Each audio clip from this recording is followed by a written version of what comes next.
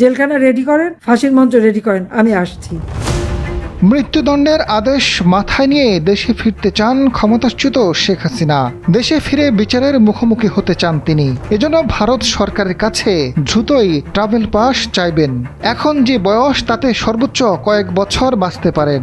দেশে এসে যদি তাকে ফাঁসির মঞ্চ যেতে হয়, তাতেও কোনো কষ্ট থাকবে না বলে মনে করছেন কার্যক্রম নিষিদ্ধ আওয়ামী লীগের শীর্ষ নেতারা। এবং যে অবস্থায় আমার হোক, আমি দেশের মানুষের কাছে আছি, মানুষের কাছে থাকবো। যত দূরেই থাকি, আমার মন, আমার হৃদয় সবসময় ওই বাংলাদেশেই পড়ে আছে, বাংলাদেশের জনগণের কাছেই পড়ে আছে। আওয়ামী লীগের নেতারা বলছেন, শেখ হাসিনাকে নিরাপত্তার শঙ্কায় ভারতে পাঠানো হয়েছিল। এখন দেশে নির্বাচিত সরকার রয়েছে। দেশে ফিরলে তার জীবনের নিরাপত্তার শঙ্কা নেই। তিনি আইন আদালত ফেস করতে পারবেন। বর্তমান সরকারের কার্যক্রমকে নেতিবাচকভাবে উপস্থাপন করে জনমনে অসন্তোষ সৃষ্টি করতে পারলে আওয়ামী লীগকে প্রাসঙ্গিক করা সম্ভব বলেও মনে করছে দলটি। ইউনূসের রাজত্ব সবাই দেখেছেন, তারেকের রাজত্ব কিছুদিন দেখেন কত আহ্লাদ করে যারা নিয়ে এসেছেন তারা একটু দেখেন যে কেমন চালায়। আমি সময় মতো ইনশাল্লাহ চলে আসব। দলটির যুগ্ম সাধারণ সম্পাদক আফম বাহাউদ্দিন নাসিম জানান, শেখ হাসিনা দেশে দ্রুত সময়ে ফিরতে চান। সেজন্য যেসব প্রক্রিয়া করা দরকার তা করা হচ্ছে। এই মুহূর্তে দলের অসহায় নেতাকর্মীদের পাশে দাঁড়াতেই দেশে ফিরবেন তিনি।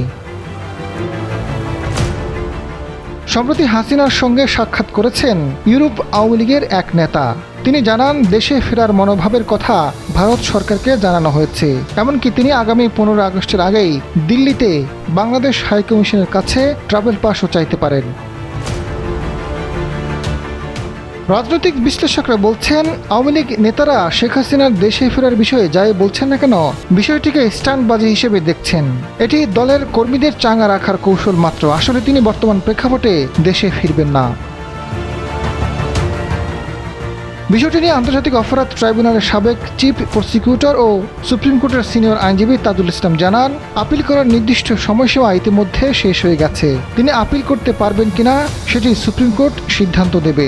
মামলাগুলো ফেস করবেন না, অথচ এখন দণ্ডাদেশ নিয়ে দেশে এসে মামলা ফেস করবেন। এটির সত্যতা আছে বলে মনে হয় না। এটি শেখ হাসিনার পলিটিক্যাল স্ট্যান্ডবাজি। আজাদ ফারুক, সময়ের আলো।